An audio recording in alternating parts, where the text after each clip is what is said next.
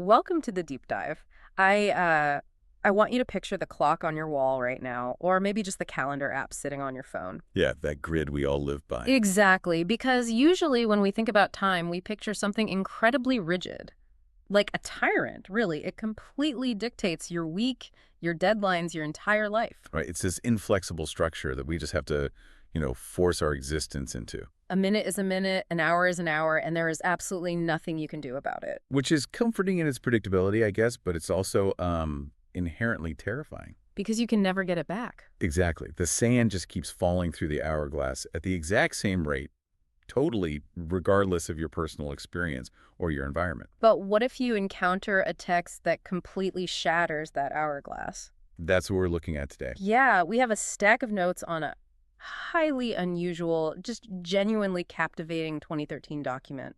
It's titled Journey of Transcending Time and Space, and it's written by an author named Sweefing. And before we even get into the mechanics of what he's proposing, the preface of this text serves as one of the most bizarre and intriguing disclaimers I think you'll ever come across. Oh, it is an incredible anti-hook. It really is. The author explicitly warns the reader that this text is strictly for a very specific audience. He states it's only for members who have lived in something called the Lifechanyuan second home. Which he describes as a communist community. Right. And you have to have lived there for over 2 years. The prerequisites are intense. Like beyond intense. Yeah, he writes that the reader must have completely severed ties with the secular world, passed extensive labor tests, repaid all worldly debts, and completely avoided emotional entanglements. And if you, the listener, haven't done all of that, he literally says the text should be treated as entirely fabricated. Yeah, his exact words are something like, "I have fabricated everything here, so do not take it seriously." He warns that if you try to practice these concepts without that 2-year foundational restructuring of your life, it will inevitably lead to an imbalance. It'll, cause you to lose focus and possibly pull you into dangerous delusions, He is outright daring the uninitiated not to believe him. which naturally makes the underlying philosophy all the more fascinating to examine. Oh, absolutely.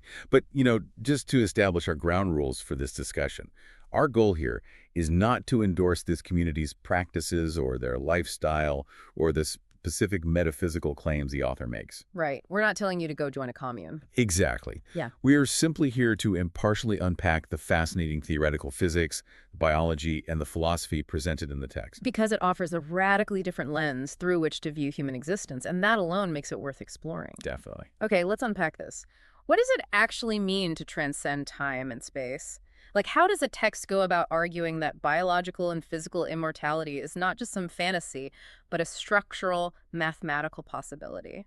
Well, to understand that, we really have to look at the physics first, because the document redefines time entirely. Okay, so how does he define it? According to Schuffing, time is not a fixed absolute.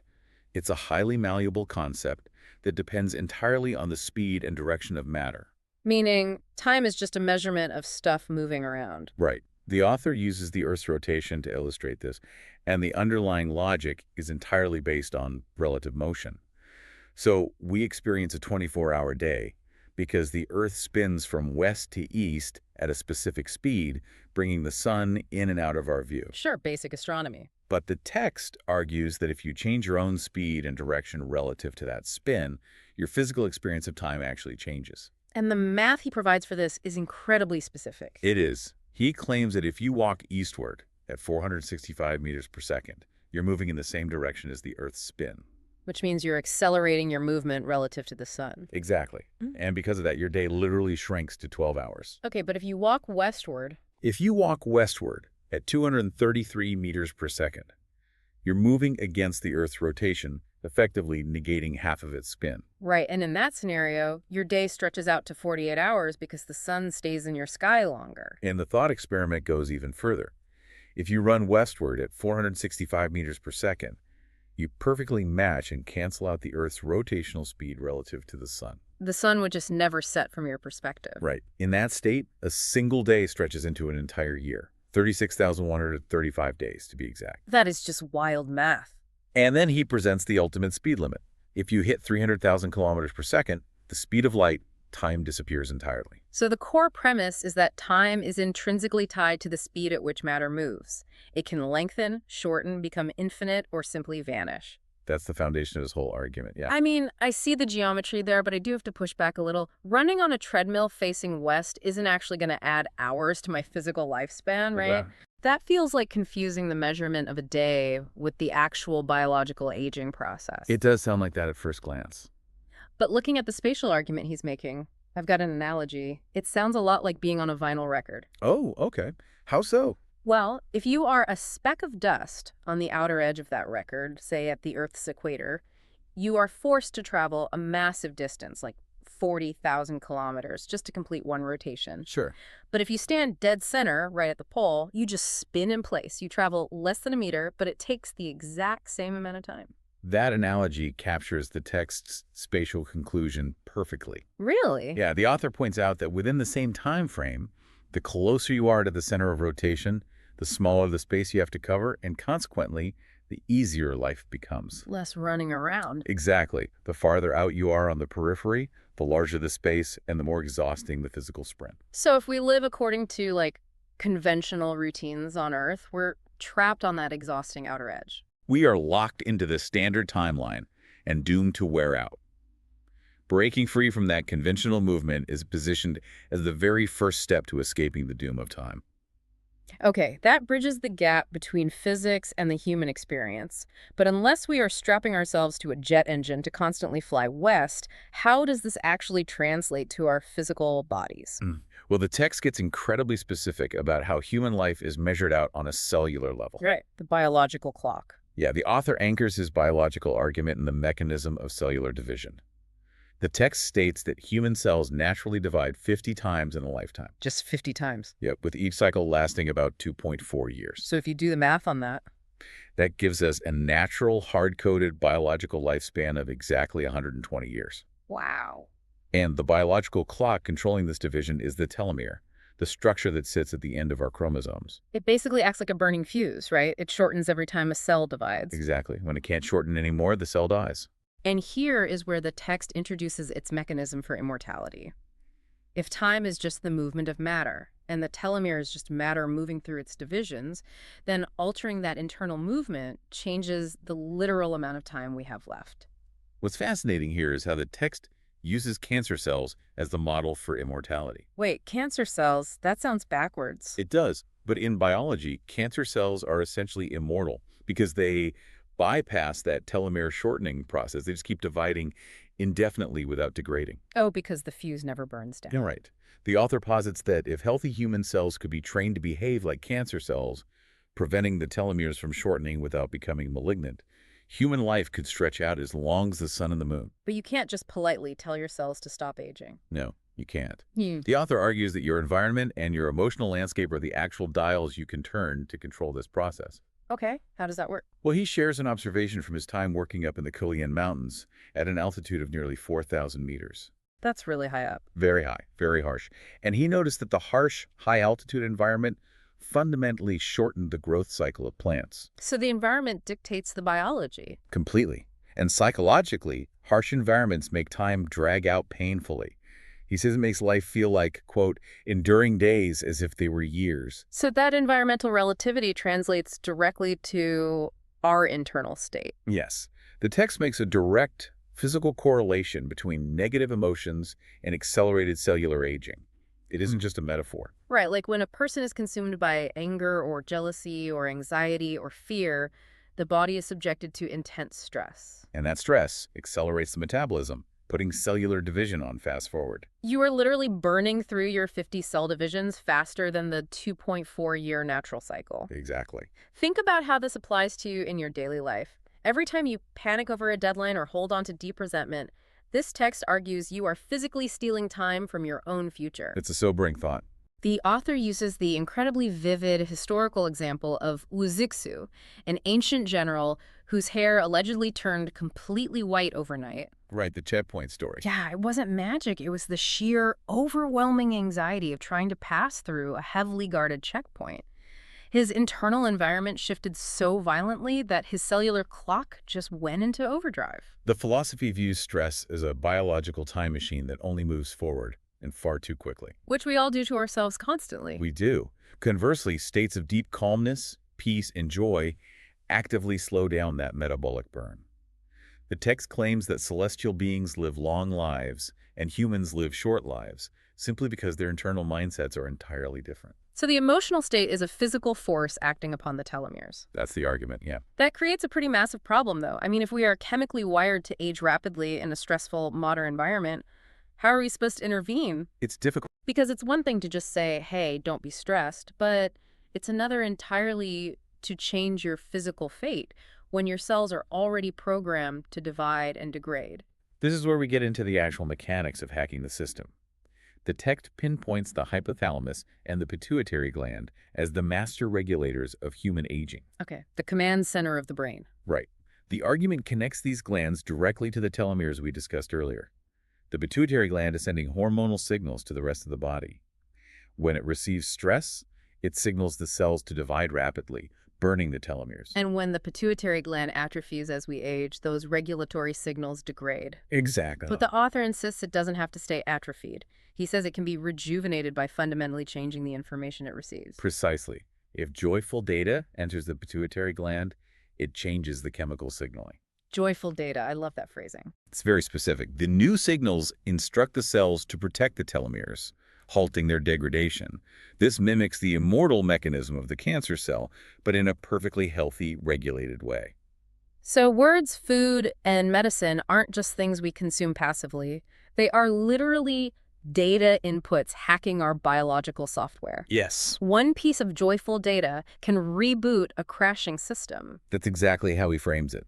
The author says that a person in deep despair can hear one piece of good news, one joyful input, and it instantly dispels their despair, pulling them back from the brink. The data literally rewires the biology and the glandular signaling in real time. The text takes this concept of reprogramming a step further through the idea of restructuring at the atomic level. Restructuring. Yeah, it uses a very grounded chemical analogy to explain social and physical transformation. If you change the elements in a chemical reaction, you absolutely change the outcome. Right. Oxygen combined with copper makes copper oxide. Oxygen combined with iron makes iron oxide.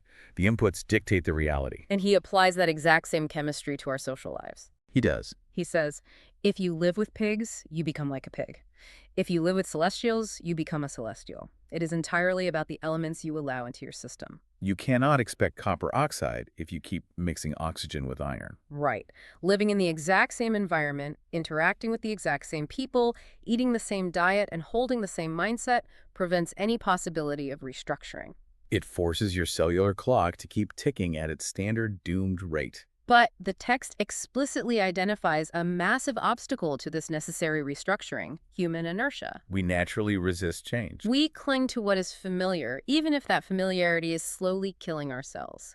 I love the quote the text uses to illustrate this required momentum. The tree analogy. Yeah. It says, a person thrives by moving, a tree dies by being transplanted. As humans, our biology demands constant, vibrant change. We need what the author calls living water injected into our lives to keep our internal pond clear. Otherwise, we stagnate in age. Overcoming that deep-seated inertia is the only way to begin transcending time. Generating the momentum to overcome that inertia requires an enormous amount of energy. Which brings us to how the text defines energy, not as calories burned or brute physical strength, but as vibrational frequency. Here's where it gets really interesting. It does. The text explains that the terrifying energy released by an atomic bomb comes from the vibrational frequency of photons within the atoms. Higher frequency means massive, reality-altering impact. It taps into the holographic universe concept. You know, a butterfly flapping its wings in Alaska causes a storm at the Cape of Good Hope. The butterfly effect. Right. High frequency equals high impact on your biology and your environment. So how do we get this high frequency? Well, to raise our own vibrational frequency, Feng argues we must engage in sharp, critical, and expansive thinking. Sharp thinking. Yeah, he observes that dull thinking when someone is taught a single concept, memorizes it, and refuses to look any further, keeps a person's frequency incredibly low. They lack the internal energy required to restructure their pituitary signals or their lives. The author talks specifically about his real-world experiences, trying to guide people in the second home community. He noted that people with high frequencies easily achieved what he calls holographic management. Holographic management. What does that mean in practice? It means their hearts resonated with the underlying truth. They adapted effortlessly to complex situations. Oh, like they just got it. Exactly. But the low-frequency people, they struggled with the most basic foundational concepts. They couldn't grasp simple rules like don't interfere with others or strive for excellence. They were conceptually stuck. Very stuck. And the author says guiding those low-frequency individuals is exhausting, making it fundamentally impossible for them to transcend time. So the ultimate tool for generating this high-frequency energy and achieving transcendence is thought itself. That's the key. And the text makes a remarkably bold claim here, directly challenging traditional Buddhist philosophy. It really goes after it. It states that Buddha was fundamentally wrong when he taught that the past mind cannot be grasped, the present mind cannot be grasped, and the future mind cannot be grasped.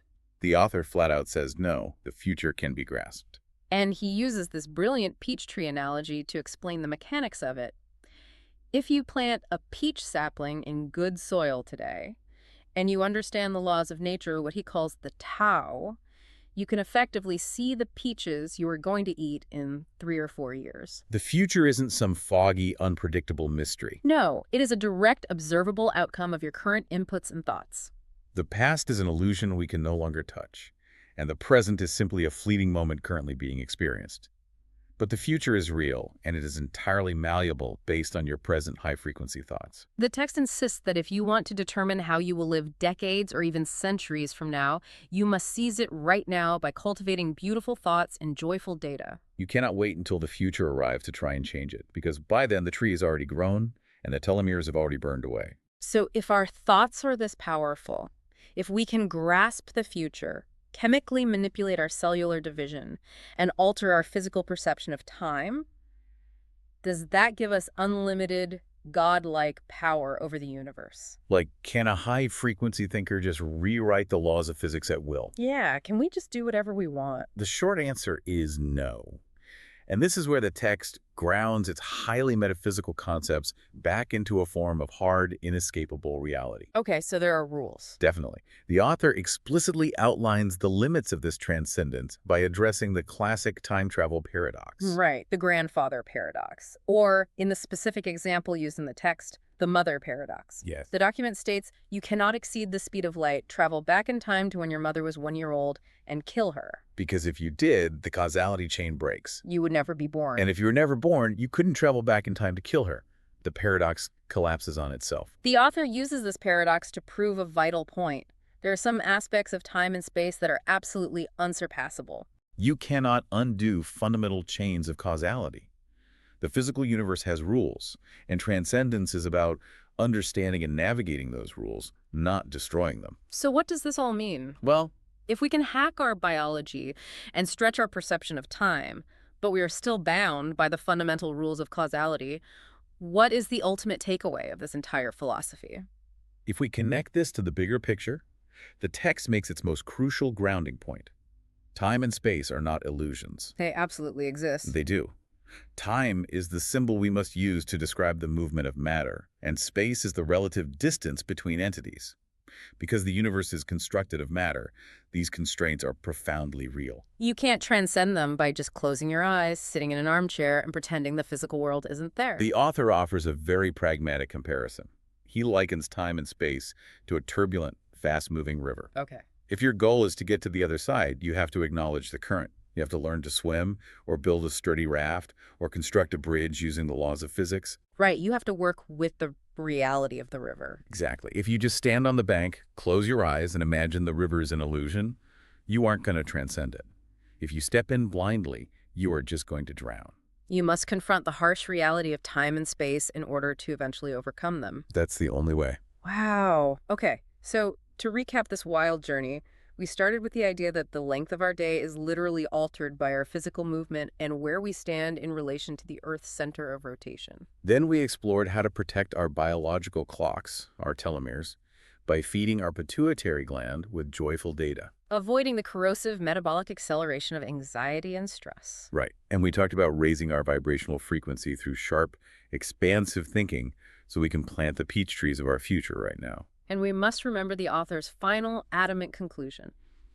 According to Shu Feng, none of this can be achieved through mere imagination, random meditation retreats, or just reading his text on a weekend. Requires entering the water. It requires walking a very specific, fiercely disciplined path overcoming human inertia, and personally undertaking the chemical and atomic restructuring required to become light, to become love, to become a Buddha and a celestial. It demands absolute total transformation of your environment and your inputs, It demands that you stop treating time like that rigid ticking clock on the wall and start treating it as a physical medium you have the power to navigate. which is a profound shift in perspective. Which leaves us with a final lingering question to ponder as we wrap up this deep dive. If our thoughts literally act as joyful data that can physically restructure our cellular division, and time is malleable based on our intentions, what would happen if we applied this beyond the individual? That's a fascinating thought. Imagine a society, an economy, or an education system built not on maximizing hours worked or facts memorized, but on cultivating the exact vibrational frequencies required to physically extend human life. If time is no longer a scarce, degrading resource, how would that fundamentally change everything you value today? That is a staggering implication to consider. Are you actively designing the trajectory of your timeline today, or are you just drifting down a river you refuse to acknowledge exists? Something to really think about. Thanks for joining us in this deep dive. We'll see you next time.